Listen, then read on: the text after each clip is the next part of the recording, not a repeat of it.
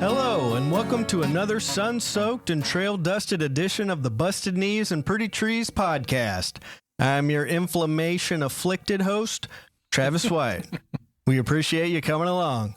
After last week's episode, the Busted Boys and I are accessorized with totally sick polarized shades and handy waist bags, also called belly bags, moon bags. If you're feeling a little naughty, maybe call them fanny packs. Feeling a little naughty and British, maybe call it a bum bag. A bum bag? Yeah, that's what they call them apparently. That's cool. Brad wants to call it swag. Paddy and I said no thanks. Wait, what? I'll stop. Did I say? Today we're going to take a trail to the past through history. On this podcast, we talk a lot about venturing out into the wild by way of our wonderful state and national park systems. And it got us wondering, well, how come we're real intellectual like that? How did all of these vast stretches of untamed land and wonders of the American backcountry come to be? Stay tuned because Trail Dad is going to sit us down around the campfire for a historical tale. Before we get to that, let's get to the other two intellectuals in here. Putting a little Richard in Richardson, Brad LeGrier. And of course, Richard's son's family legacy, my pal, Paddy Richardson. Yo. Do Is there? Do you know my middle name's Richard? No. Yeah. I had no idea what was happening. That's cool. Yeah. I was wondering Brad Richard Greer. if that would strike a chord or Man, I not. might start calling you Richard Gear or Mr. Gear. That sounds familiarly close to Richard Gear. Yeah, it does. You probably get that a lot. Do you get that a lot? You get gear? If I did, it's been a while because he hasn't been as famous in the last couple of decades. That's true. Mothman Prophecies, and then he dipped. That's his big one. Well, guys, we got an announcement to make. Other than we are going to be in Virginia this coming week in Damascus. Yeah. It's the largest backpacking gathering in North America or I think the world. the world. That's what I'm hearing. Yeah. Yeah. Well, I we're can't going to wait be to there, go. so it's the biggest in the world. Yeah, party don't start till we walk yeah. in. No, I'm kidding. It's going to be awesome, dude. There's so much stuff to do. Brad sent me this thing about all the events and everything that are going on. I mean, if you want a packed little festival to go to, this is the place to be. Yeah, you mentioned a water pistol fight. From what I understand, the parade, you're not allowed to bring water balloons, but you're allowed to bring water guns or pistols. Oh. And it's just a bit of a water gun fight the entire In a time. cornhole tournament. There's cornhole tournaments, there's plays, there's live plays. music, there's farmers markets, there's a gear area. If you have any broken gear that you're interested in getting fixed, and this is the place you're going next or this weekend, this is the time to do it. I think I Free kinda gear fixing. buried the lead with the cornhole tournament. Yeah. There's all sorts of other shit going on. Yeah, that's it. Bear can pong. Yeah, bear can pong, dude. How the I mean, hell? I'm telling you. This is going to be pretty exciting. I Quite think. the adventure. There's a one-person show Yeah. reenacting I think the oldest person to ever hike the Appalachian Trail. Yep. And it's a play. Woman. Yep. Yeah. That is, I'm definitely going to. I talked to Debbie. I said, we're going to I that. want to go to that too. Yeah. It's going to be great. I can't wait. What other announcements do we have? Should I go? Yeah. Because I yeah, have man. something farting We're all amazing. pretty stoked about it. Dude, I am absolutely stoked to be the one to be able to announce the launch of our brand new online home for the Busted Knees and Pretty Trees podcast, dudes. And ladies and gents, I'm telling you, what we have here is more than just a website. That's got a right. website. It's a website. This is a carefully crafted work of art by old Travy J.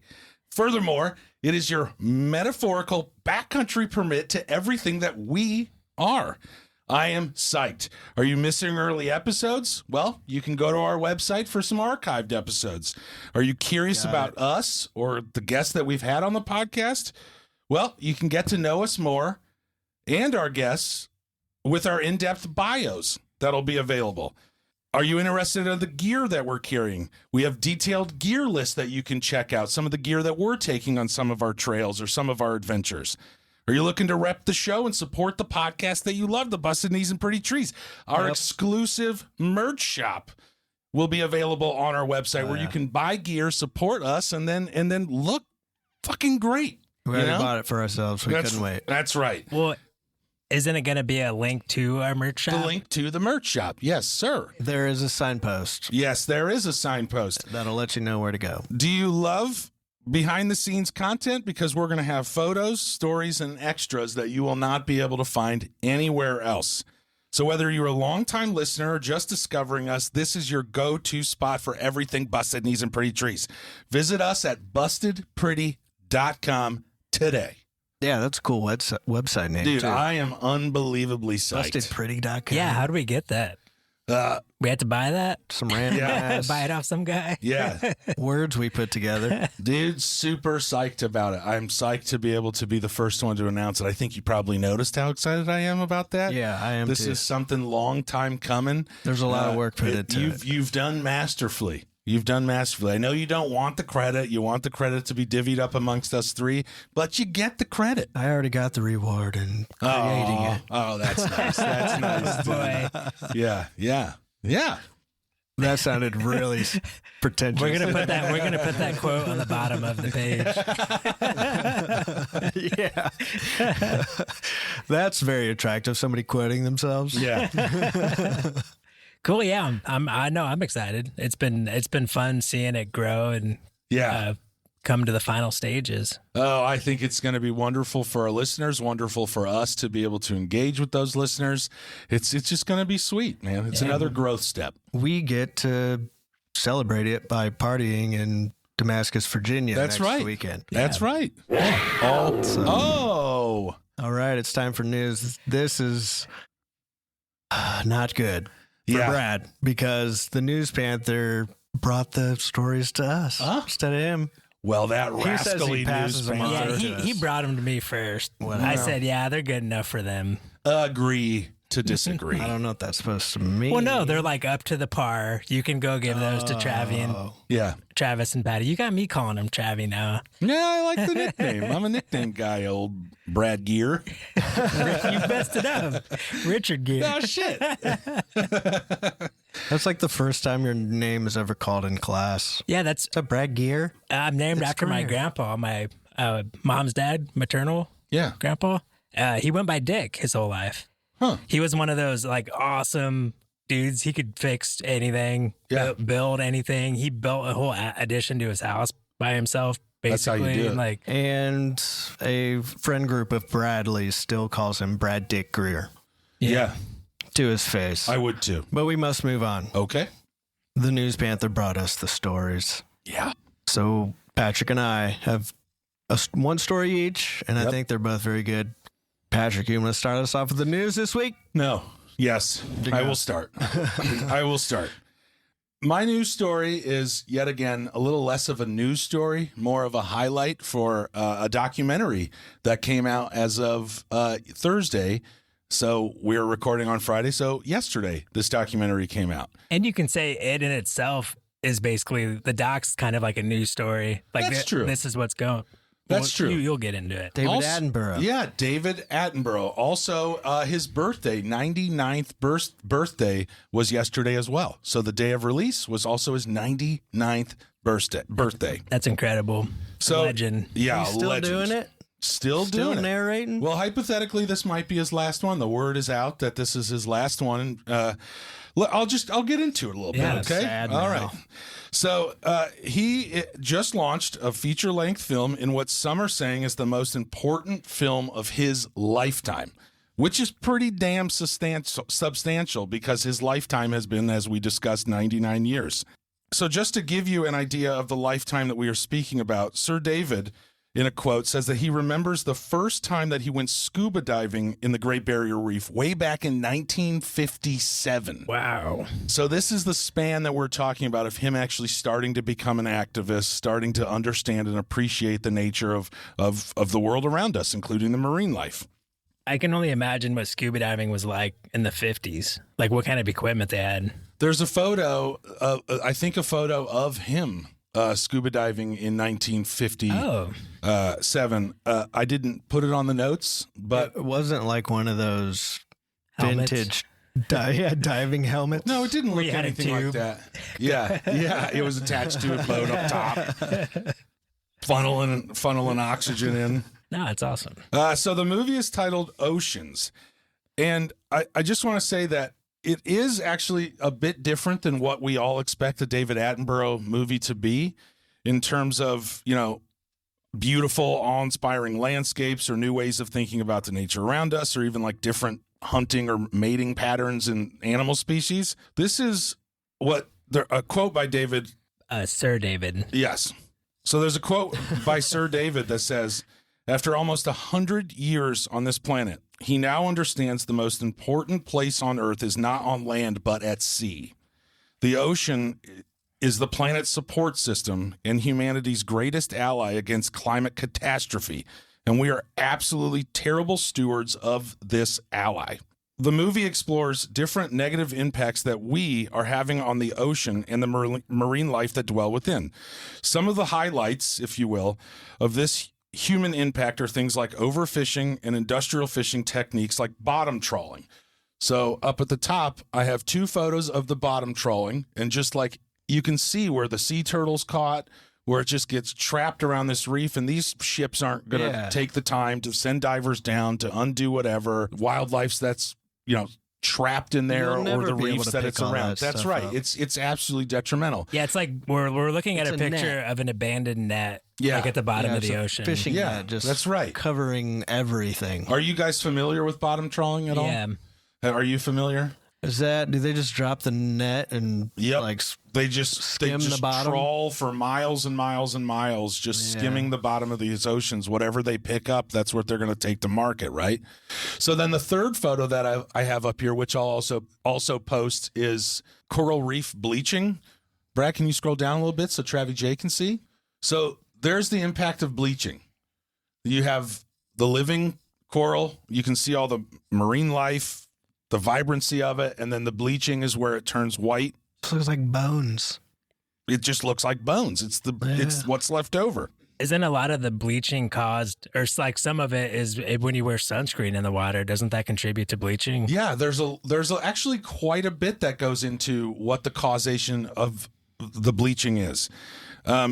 First of all, what bleaching is when the coral itself expands symbiotic algae that live within their tissue. It's kind of like I'm stressed, like when you're anxious, you're just releasing this anxious anxiety. You're just kind of like sweating, or you're just pacing, you need to release it. Yeah. So that's what this coral's doing. It happens when it's stressed, and a lot of the causation to the stress is the changing ocean temperatures, pollution, and the changes in water quality. So that's where your sunscreen comes in. If that's changing, I don't know what the terms are, but the pH levels of this water that this coral needs to survive, that sunscreen, the microplastic, those sorts of things get into that seawater, changes everything. Along those lines, while the news Panther was delivering me these different things he had investigated, I was looking through them. And one was about algae blooms. Yeah? That happen all over the world, really. Yeah. But some are more severe than others, and they are just the same as coral. It's kills- like warmer kills fish water and runoff from farms Yeah. and all that stuff contributes to those blooms. And, of course, the algae thrives in that kind of shit, but coral, obviously doesn't. Right. Yeah, it But doesn't it's get weird sunlight. how much destruction can happen with, Well, I mean, some variables changed. It's the same thing as, we talk about like a 2 degrees change in Fahrenheit or Yeah. Celsius, and that's enough to throw the world off its axis, and all of us, we start dealing with major diseases or, extinction level stuff. So it doesn't take much to change the ecosystem or the biodiversity in which we live, right? Yeah. So while there's a lot of scary things going on, and there is a lot of scary things going on in this documentary, he does end the movie with some positive, or should I say, like, plea to humans that we're running out of time. So we've not necessarily met that threshold, but that we are very close to that threshold. Yeah. We are skimming the surface of running out of times. And he ends with suggesting ways to start rebuilding these oceans. So I thought it was really cool that with him saying that what he found out in his 99 years is that out of all the diversity and all the ecosystems that we have on the planet, the ocean ecosystem is actually one of the quickest to rebuild. So kind of like, you know, if you cut your arm, your skin takes a little bit longer to be able to get back to normal. Mhm. Where if you cut your eye or your tongue or something like that, yeah. it's faster to heal. So the oceans are more like that. And I thought that that was really cool. Enrique Sala, founder of the National Geographic's Pristine Seas program, says overfishing is actually one of the easiest to fix. And that's one of the largest causations to what we're seeing in the oceans. Yeah, that's just you stop Yeah. fishing so much. That's right. That's right.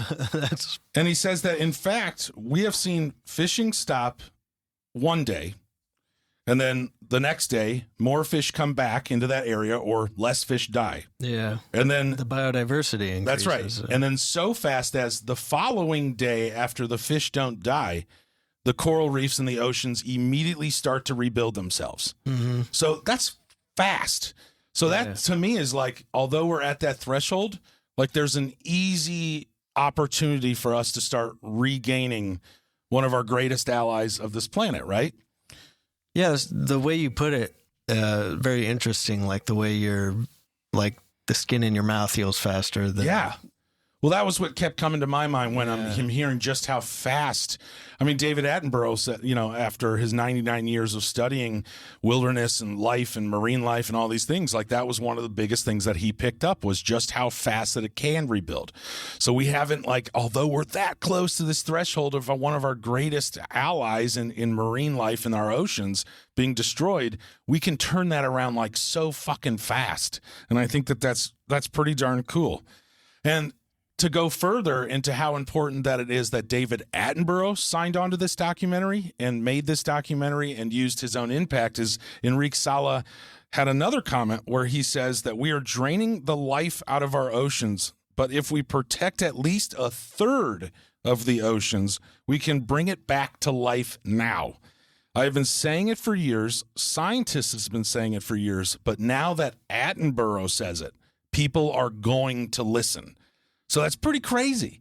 Like that this one individual, now that he is a part of this and understands how important the oceans are, Yeah. he puts out a documentary. Now we're expected to see change.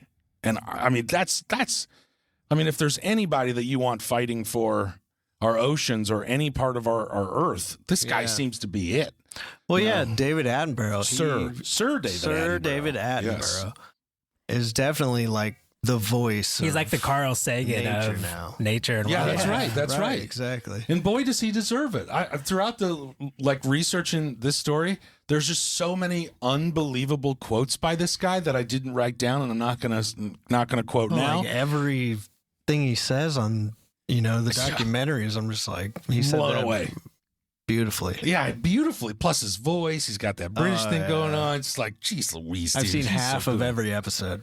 Yeah, I feel like yeah. I feel like when I narrate what I'm seeing wildlife doing, I do it in his voice, like his tone, like how he kind of talks and the way that they're acting. Yeah, I think I almost. probably do too. Yeah. Like, no doubt. I grew up, everyone grew up with this dude. You know? Everybody that I know knows David Attenborough. You know? It is one thing, if you've ever gone scuba diving or snorkeling and you are on an awesome coral reef, like that alone gives you so much more appreciation just for how amazing it is. Oh, it's amazing. It's so beautiful. I went to some crappy one in Jamaica, but I was still blown away by it. Yeah. It's was just wild. amazing. And then to see those photos of the bleaching and just there's no light. It's ghost towns.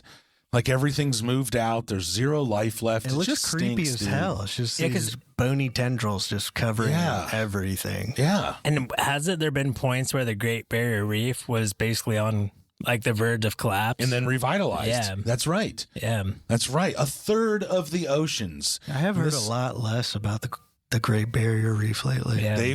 I don't know if they're completely back. I think this photo is actually the Great Barrier Reef. No, well, So- I'm sure there's still parts of it that are. Right. Yes. Yeah. We wrecked it.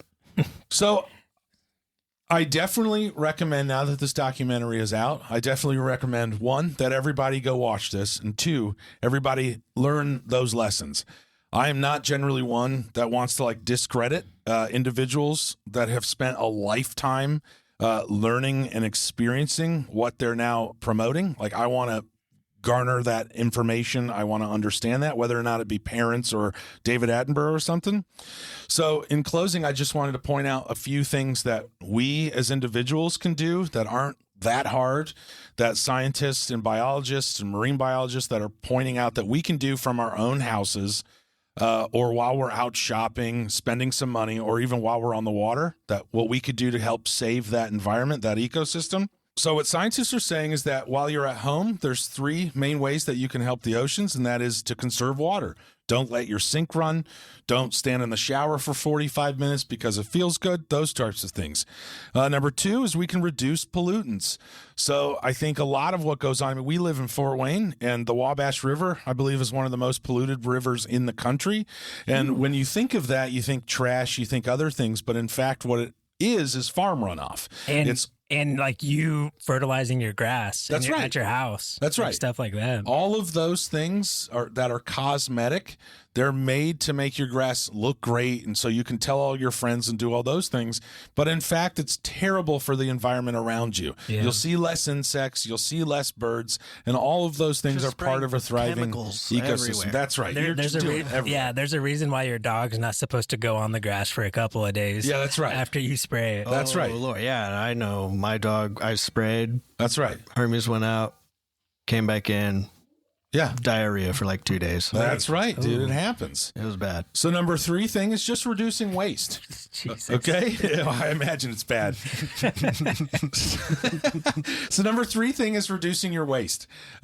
We all know that we want to recycle more. You know, it's just a staple of, if you're trying to be sustainable, you're trying to be environmentally friendly, just try to reduce your waste. That waste goes somewhere, and it seems like it's mostly going into the oceans. Yeah. I just want to close this up. I'm not going to get to the other two ones, but I will post this image on our Blue Sky, no doubt, because I think it's extremely important. It has to do with how you can reduce some of your waste when you're out shopping, how you can be a little bit more sustainable of a shopper, and then what you can do while you're on the water. Different ways to treat the environment correctly that you're boating on, surfing on, swimming in, doing those sorts of things. But to close, I do want to point out some organizations that are doing great work in cleaning out this ocean.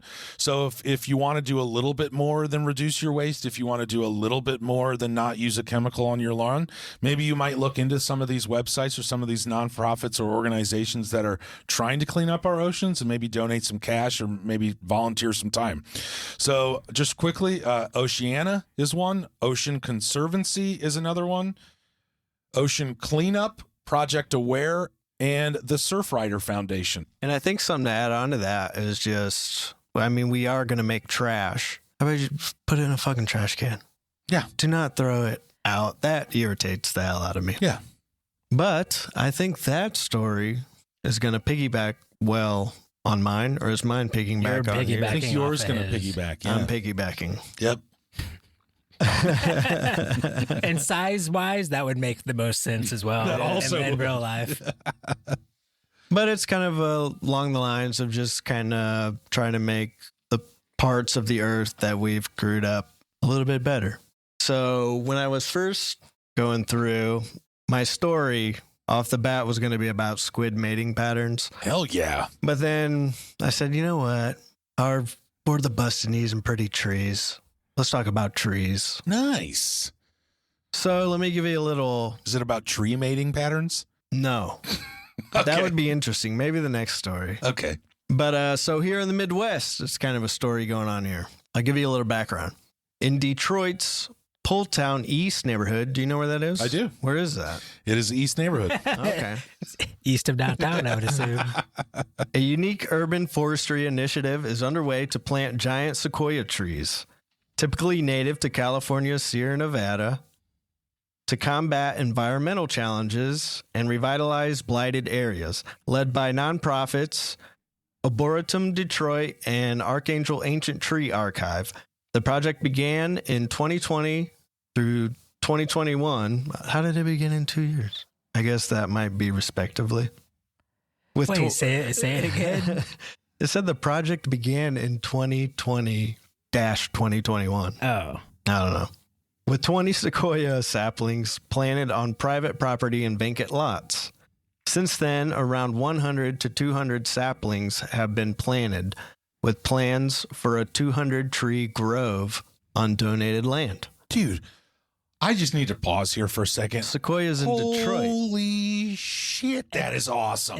Are they like genetically modified or something? They like splice two different, I guess, species of sequoia together, and one of them's a little bit shorter, but I think the other one grows. It's the fifth largest sequoia tree. Oh, so they're not like the giant sequoias? Well, I mean, I'm sure they're still big. Yeah, they're still big trees, but they chose those because they can grow in an environment similar to Michigan's. Because that's why I was like, there's a reason that they're only where they are, and that's because they can only grow there. Right. But these aren't the first sequoias, in Michigan.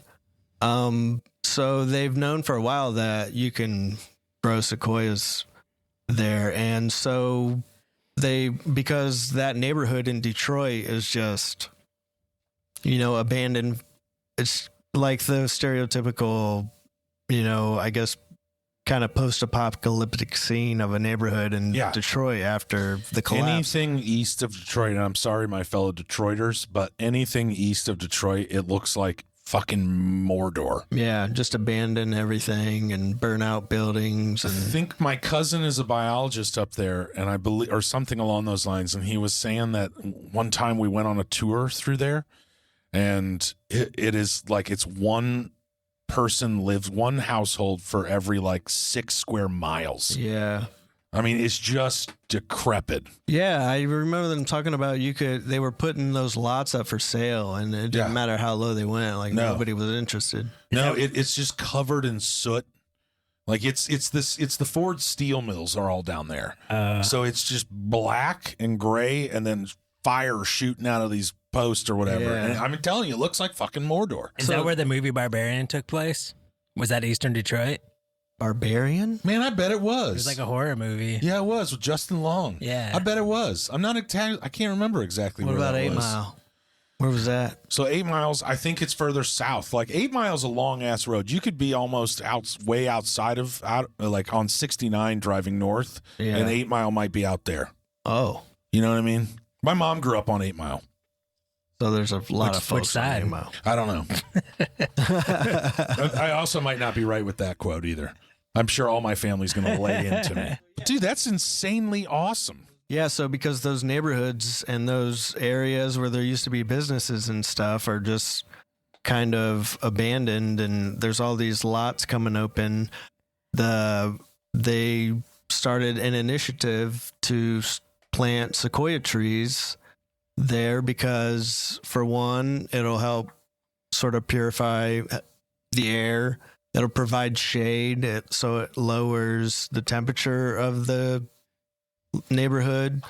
And of course, just like having trees and color in your neighborhood is such a uplifting thing. That's one of the things that drives me crazy when they build new subdivisions is there could be a lot of beautiful old growth trees like oaks, and they'll wipe them all out. Yeah. Plant They some just like, super shitty like one. you can't leave. Like if I lived there, I'm sure everybody that lives in those would love to have, unless you're like, I hate raking leaves. But And then they'll replace them with these 3-foot tall sticks stuck in the ground. That like it never makes sense to me. Like why? Like my parents' neighborhood, they live in like in kind of an older neighborhood, and it's just full of like these beautiful huge trees. That's awesome. I was You don't just see it. working in Cherry Hill, and there's parts of it that are just, it's almost like you're in on the edge of the forest. Yeah. That's where I was trying to take bird pictures with my phone. where all I was the sending birds you guys. Usually the edges of the woods are the best spot. But like right down the road, it's a newer addition where it's just the cookie cutter houses,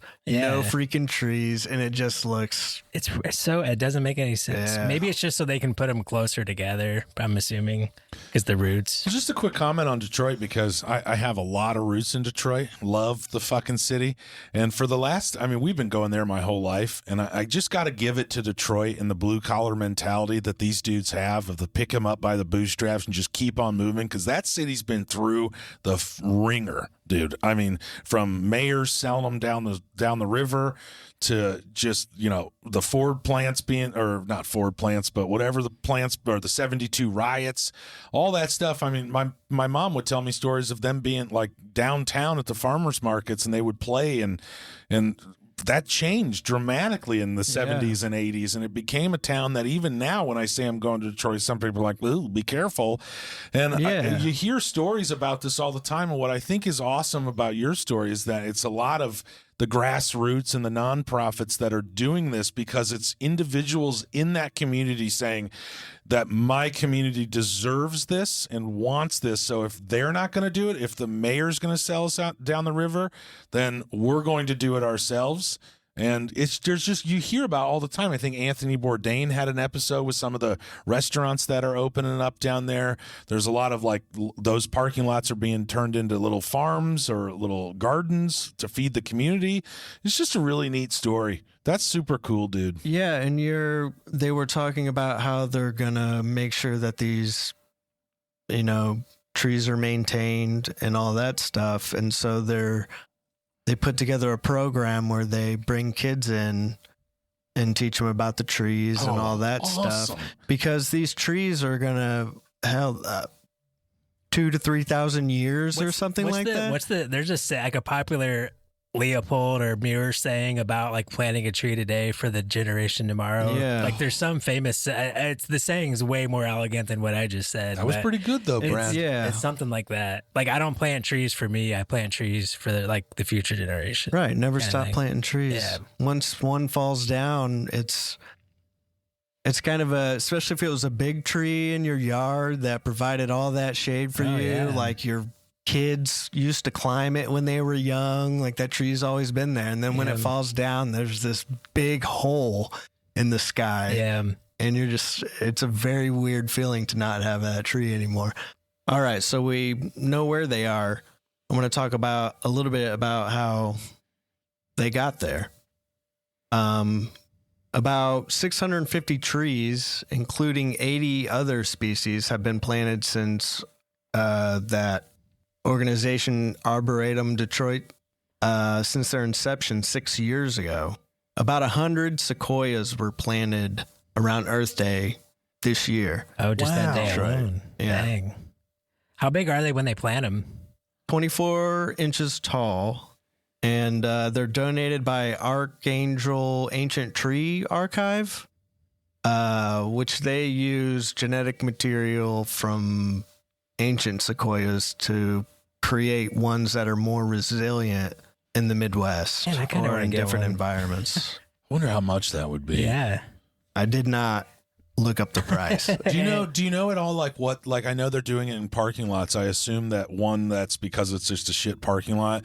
Two, because of space. Like what's the space of something like that like I imagine that if I had one, I'd just have to clear out everything in my backyard and plant it right in the middle of my yard. Well, and the root structure. That's what I'm saying. Yeah. I imagine that's why they're picking like these wide open parking lots. Yeah. So they're kind of, I guess, not like in one spot. Like it's not like they picked this big area and put them all there, because there are plots of land that people own, around there. And so they're not going to sell. And then so they're just kind of whatever they can pick up on the market or whatever, they'll buy that. So it's kind of like that. Acres up there. I don't know if that's out of Auburn. Maybe not, but that's Fort Wayne. Is that Fort Wayne? Like just north of Huntertown is their headquarters. Oh, okay. Like they buy up land around, the area, maybe an old golf course or something that's going out of business, and then they'll just let it go wild again. So that's kind of what they're doing here, is buying up whatever they can, and then they'll plant these trees. That's good, because then the land's in a trust, and it won't, like, if somebody dies, the land won't just be lost, or like to whoever they will it to. Right. So this whole thing is part of a broader Detroit greening effort, like the Detroit Tree Equities Partnership goal to plant 75,000 trees by 2027. Damn. So there's a big citywide push for all of this kind of stuff in Detroit. Yeah, I wonder, do these smaller groups get like grants from them or something, from like the larger group that has the initiative? I do believe that, like, there wasn't much on how they're funded, but I think they do use a lot of federal money. And some of it, I think, is from the Inflation Reduction Act, which that allocated $1.5 billion for urban forestry. Oh, wow. Yeah. Nice.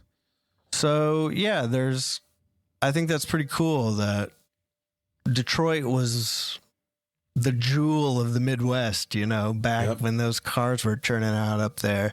That was the American dream up in Detroit. Dude, it's already made its way back. This seems to be like, I mean, they have a lot of work to do, no doubt, but go to Detroit. I mean, we had our son out till 1 a.m. walking around, and it was a party.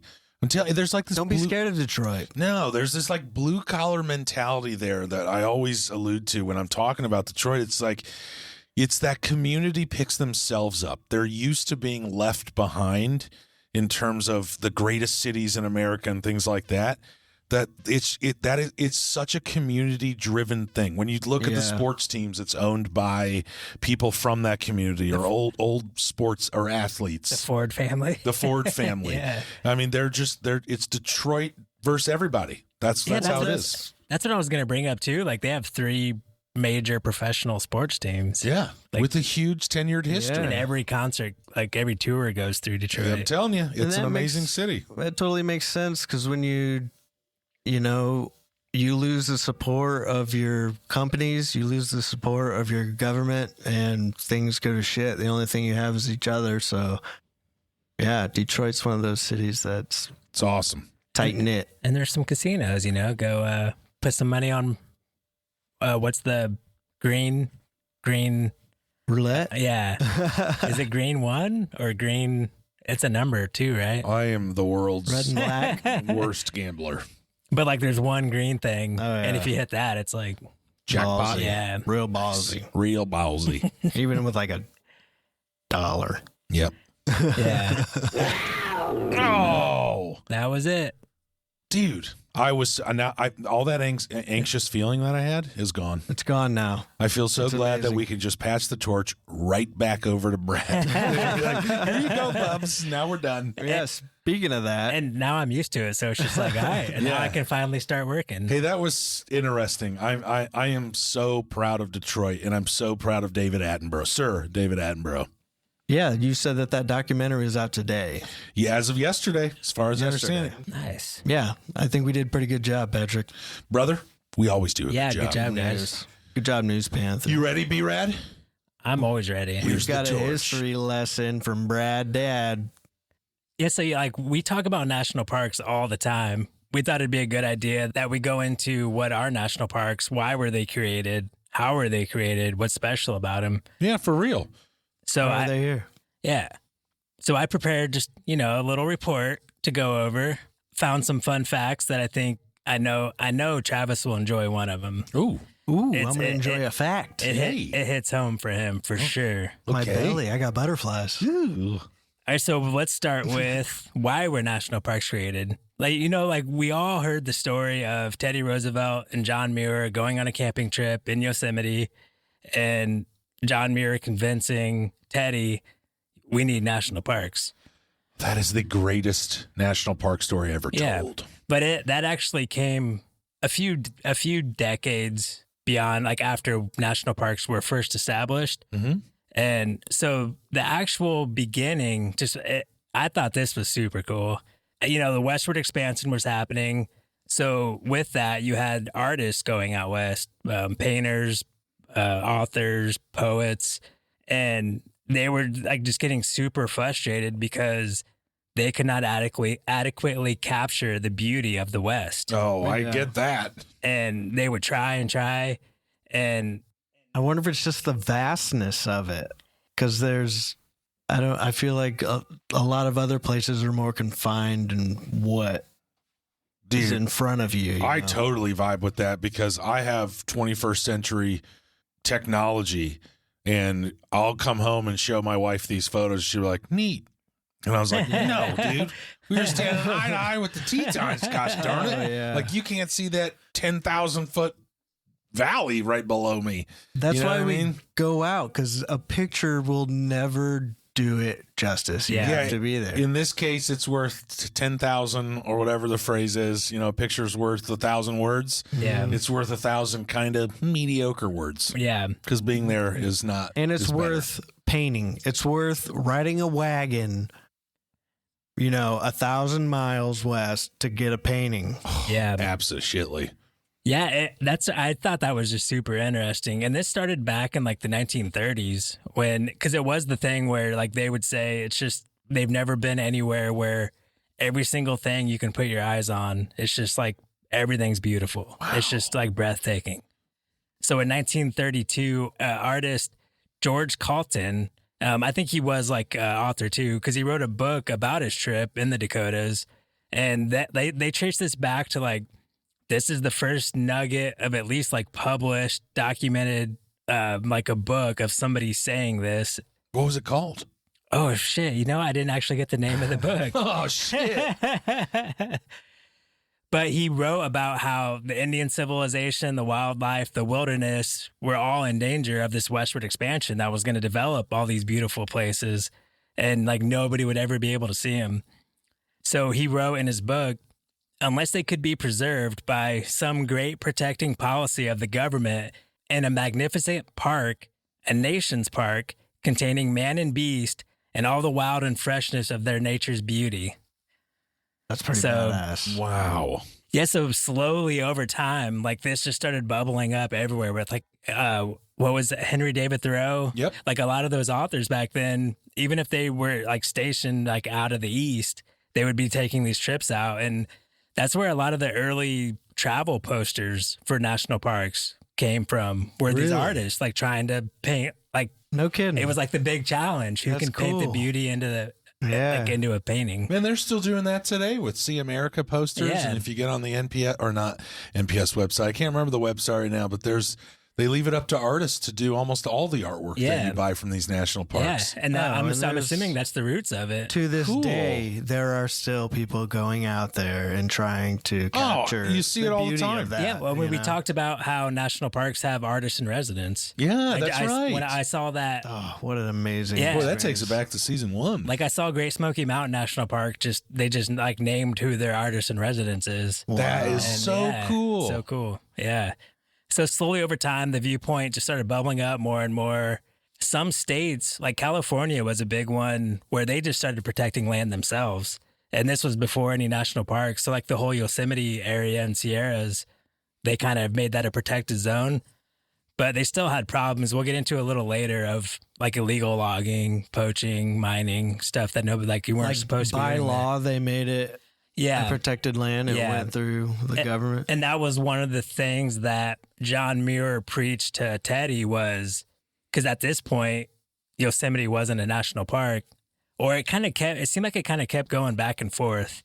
And John Muir was like, dude, you got to put this under federal protection. Like, look at it. It's beautiful. Like, this is the best trip of your life. What are you doing? But Teddy was going on these like 24 state tours. And just think back then, that was probably like a year of his presidency, going on these like huge, long nationwide tours. That was the big thing of that whole story with Yeah. John Muir, is that he escaped his people, put all of his people on a train, said sayonara, and escaped with John Muir into Yosemite's wilderness. Yeah.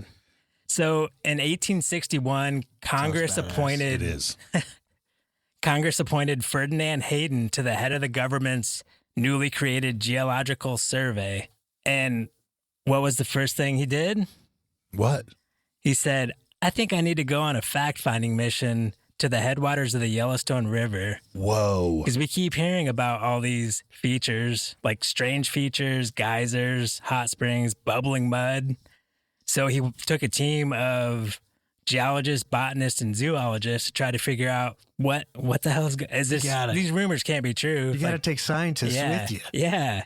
And this all kind of started because the U.S. Geological Survey started. Like they created that to start mapping the West. So they returned east and gave the U.S. government like an official full account of just how spectacular that area is, just how unique and special it is. And he urged Congress to set it aside as a national park. No shit. Yeah. So you can kind of say, what was his name? Do you guys remember? Ferdinand. Oh, Ferdinand Hayden. Yes. Good job. Thank you. That's 1 point for Patrick. Yay, dude. I'm winning in a not game night episode. This is cool.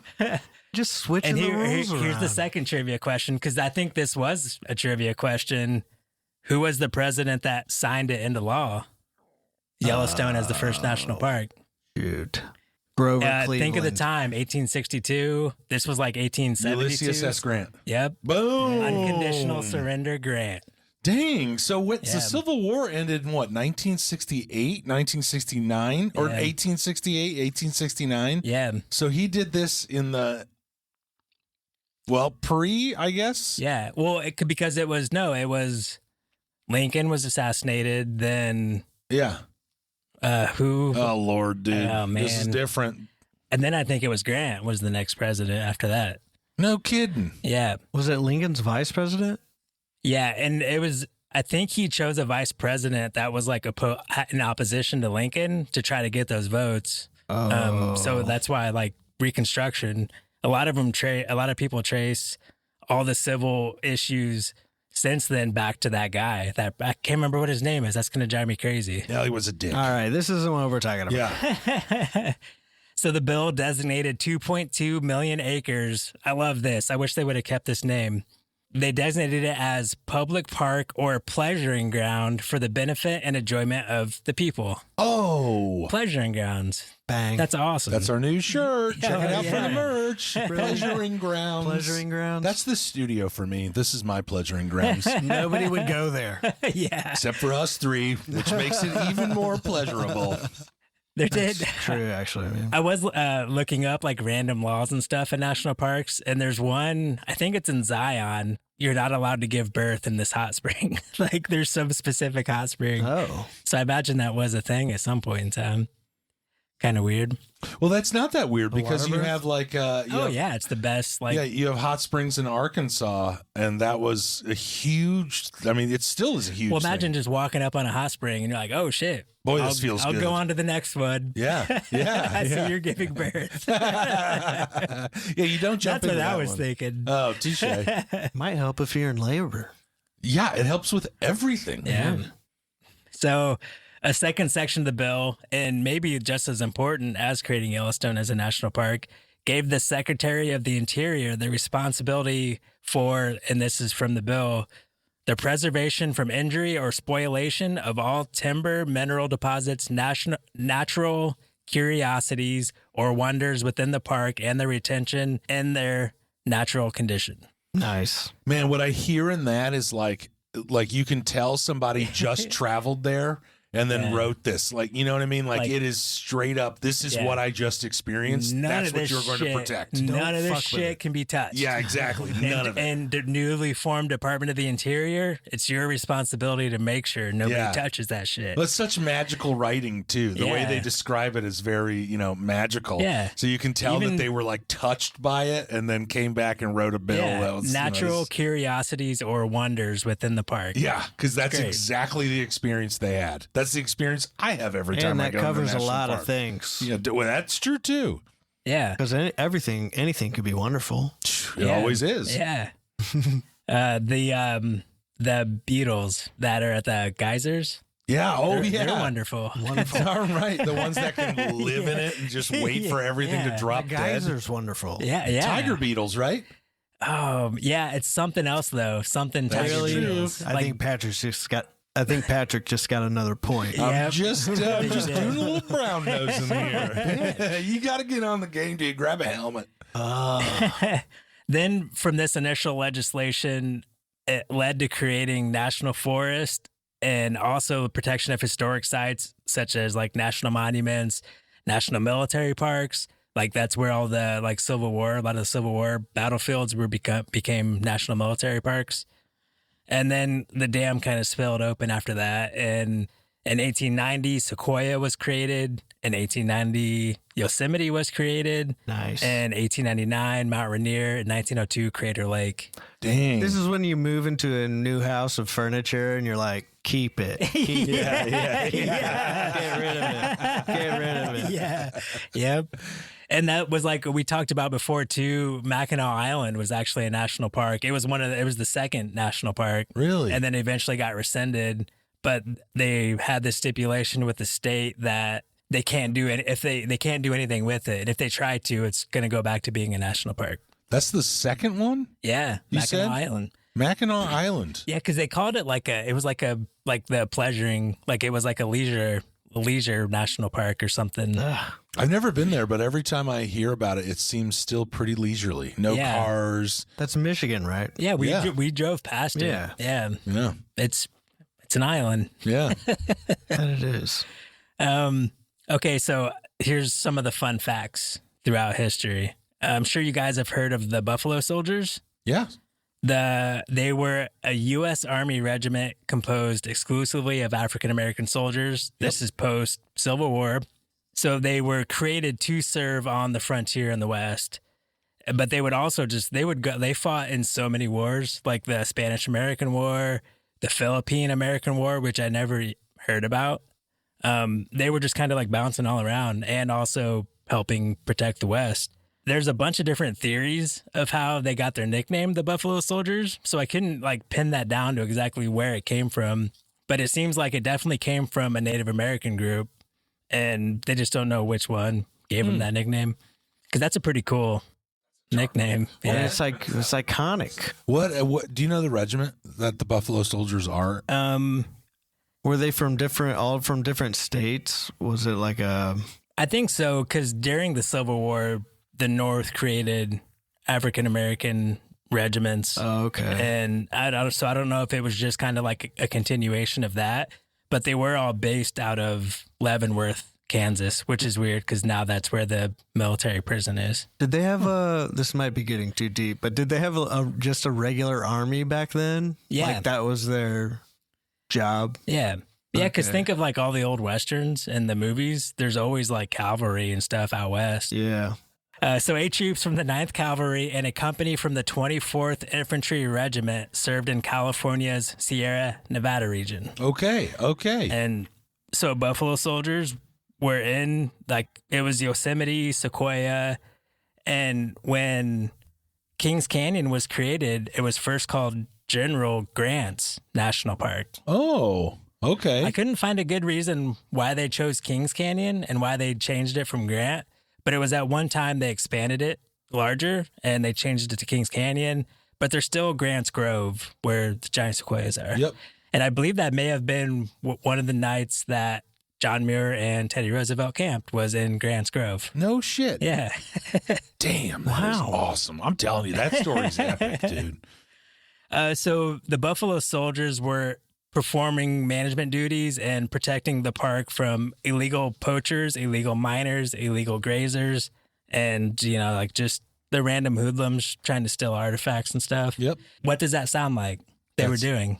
Plundering? Border Patrol? No, the Buffalo Soldiers, Oh, I don't know. park rangers. Oh, yes. So they were the first park rangers. That's awesome. When Teddy turned it back into over federal control, they all became park rangers.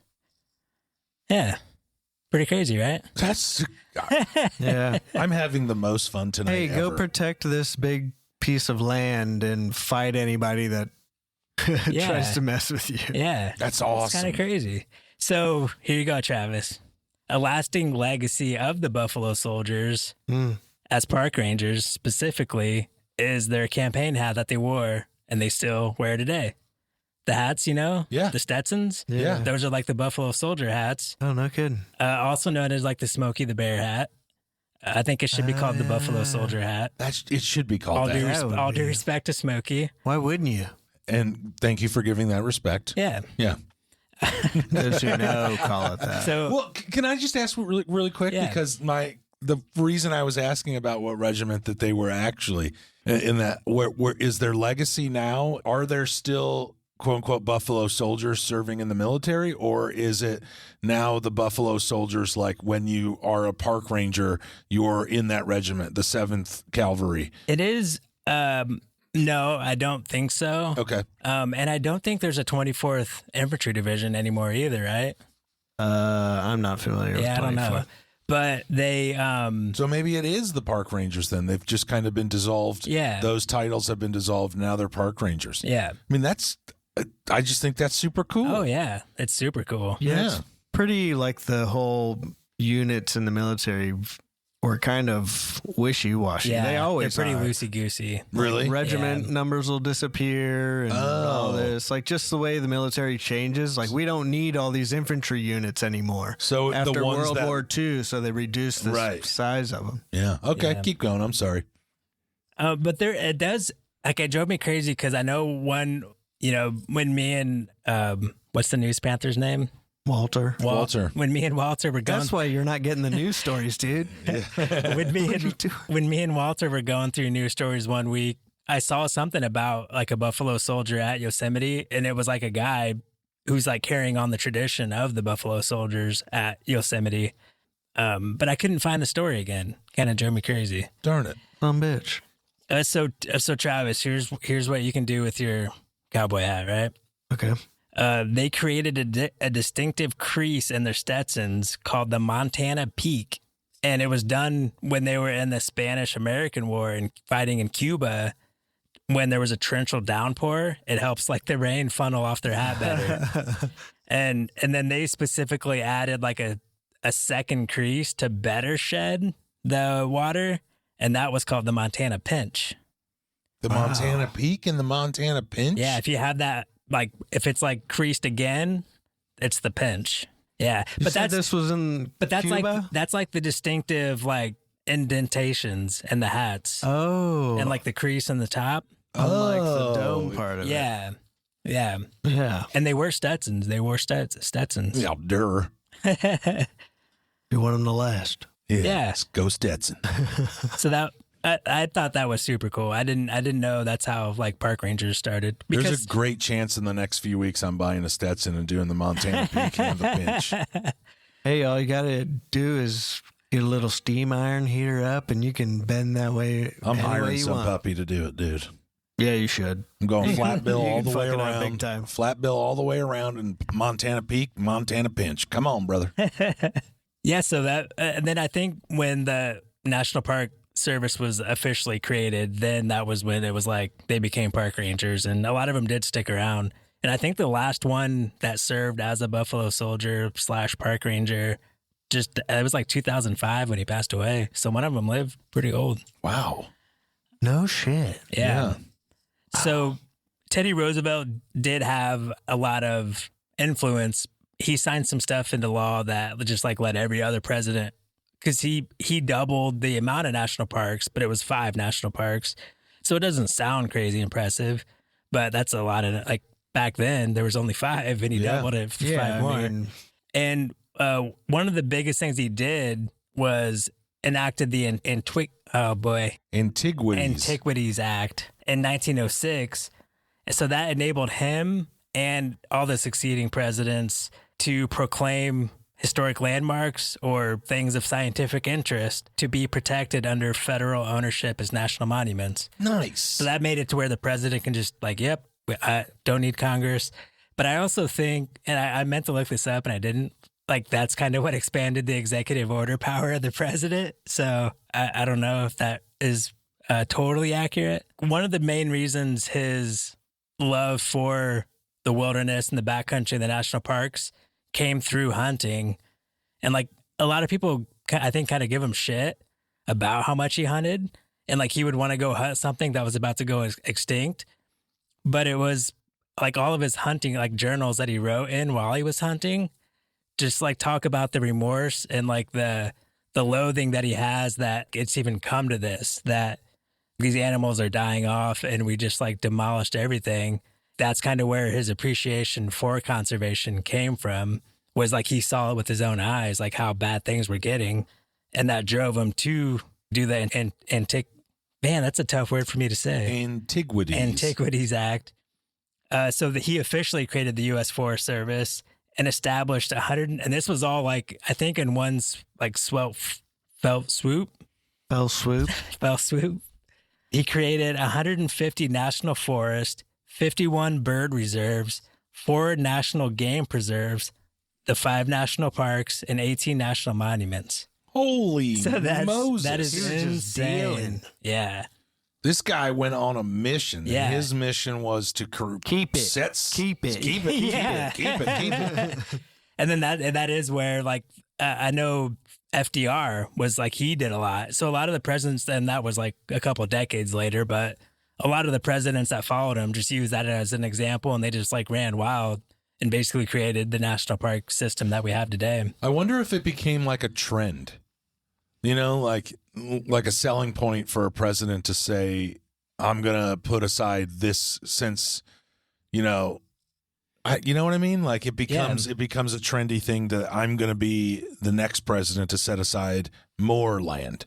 Yeah. You know what I mean? And there was a lot of people, and I mean, not that they weren't like passionate about it, but they were also getting like lobbied by people like John Muir and that's right, and organizations. Yeah. And I think the way it worked out, where we just started adding more and more territory, we had people of that mindset going out, seeing this land for the first time, you know, right, as the president. Like not many people have been out there. Yeah. So it hasn't been completely overtaken. Not even seen. And so they can just be like, okay.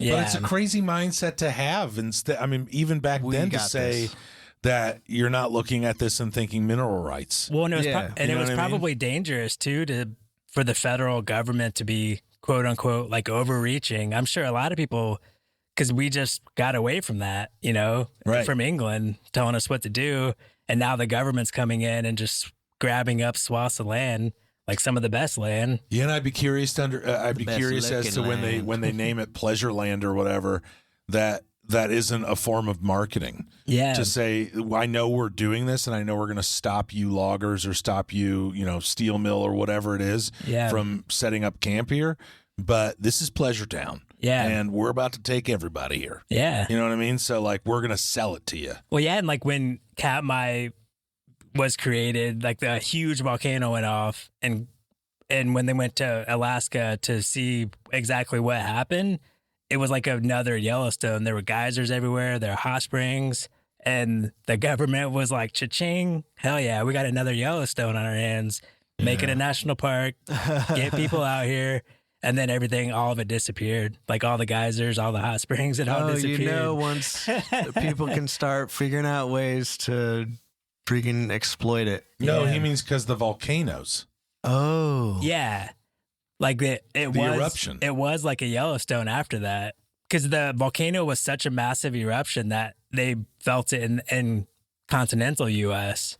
So they had to go see exactly what happened, and they thought it created another Yellowstone. Oh damn! Yeah, overnight.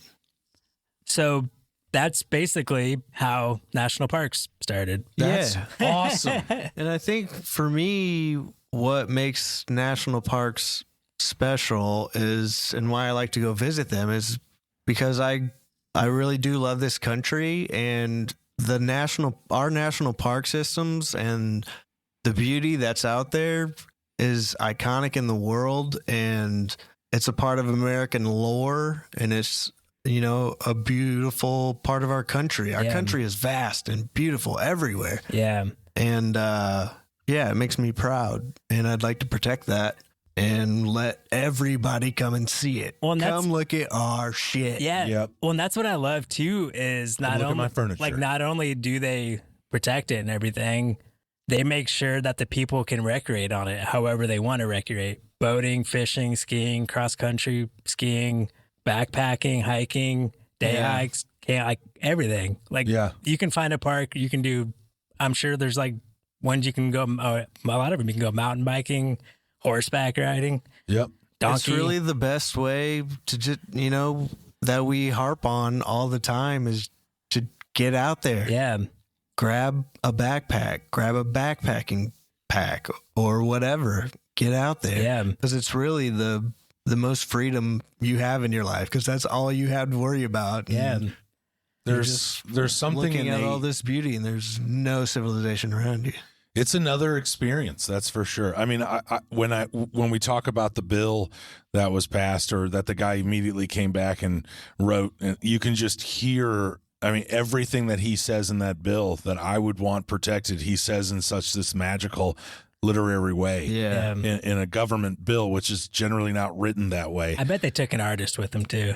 Oh man, for sure. I mean, that was huge. yeah. That was why John Muir was so huge and potentially labeled the godfather of national parks, is because of, or the father of national parks, is because of his writing and his literature that he would send back to journals and newspapers back on the East Coast. Yeah. It's just magical. And the way that they write about it then, it just resonates with me and probably every other person that's attended or been privy to traveling to a national park. You can't, the best words you can think of probably aren't good enough. Yeah. Of just what you see out there. No piece of artwork can really do it justice. I mean, don't get me wrong. There are beautiful paintings that are made. Or photos. Ansel Adams does a decent job. Yeah. Like, don't get me wrong, but nothing's better than being there. No, get. All your senses are involved. I think just it was the right place at the right time to just kind of, we're taking this. Yeah. And it just worked out to where we had a good president, some good people out there that were just like, we need to. Yeah, it amazes me the foresight. Yeah. Because like exactly. when Brad said or somebody said about the lobbyists that are in there pushing these governments to do this, I would have to imagine that equally, if not more, lobbyists are in there for the steel industry, for the train industry, for those sorts of industry. Like the Rockefellers. I want to build although he helped get Grand Teton National Park created. We'll get into that one. Yeah. When does Tetons come out? I don't think it's much longer. It's early 1900s. Really? Because it was like, do we just expand Yellowstone to include that mountain range? Or do we create a separate one? Right. And obviously they created a separate one. Well, thank you very much for that, Brad. Yeah, it was pretty fun looking up. My favorite part is the Buffalo Soldier part. That was awesome. That's really cool. That is a cool story. That's so cool. I never knew that. The first park rangers, right? Yeah. It's just amazing. You know what? I like those little history lessons. Me too. I think maybe we do another one at some point. We may every few episodes, or every like 10 or so episodes, we might come in and just cover the history of a national park, some fun facts about it, what's cool about it, what's interesting. Yeah. All right. You guys ready to get out of here? Yes, sir. That was some good stuff. Yeah, that was fun. All right. Thanks for listening, everybody. Keep on sauntering. Goodbye. See ya.